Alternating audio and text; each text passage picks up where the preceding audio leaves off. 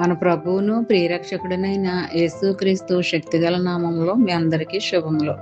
ప్రియమైన దేవుని బిడ్డలారా, మరి ఎలా ఉన్నారో? గతించిన దినమంతా కూడా ఆయన రెక్కల నీడలో నిన్ను నన్ను మనందరినీ కాపాడి మరొక నూతనమైన దినములో మనల్ని ప్రవేశపెట్టిన విధానాన్ని బట్టి మరొకసారి ఆయనకి వందనాలు చెల్లించుకుంటున్నామండి. మరి ఈ దినము దేవుడు మనకిస్తున్న వాగ్దానం హబక్కూకు గ్రంథము 2వ అధ్యాయము 3వ వచనం.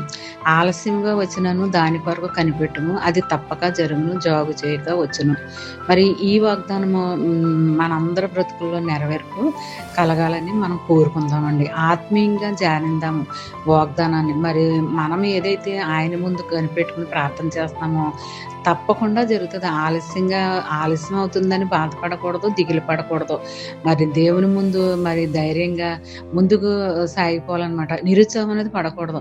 ఖచ్చితంగా జరుగుతుంది. మరి వాగ్దానం ఇచ్చినాడు తప్పకుండా నెరవేర్పును కలిగిస్తాడు. ఎందుకంటే వాగ్దానం ఇచ్చినాడు ఇప్పటికీ జీవము గల వానిగానే ఉన్నాడు.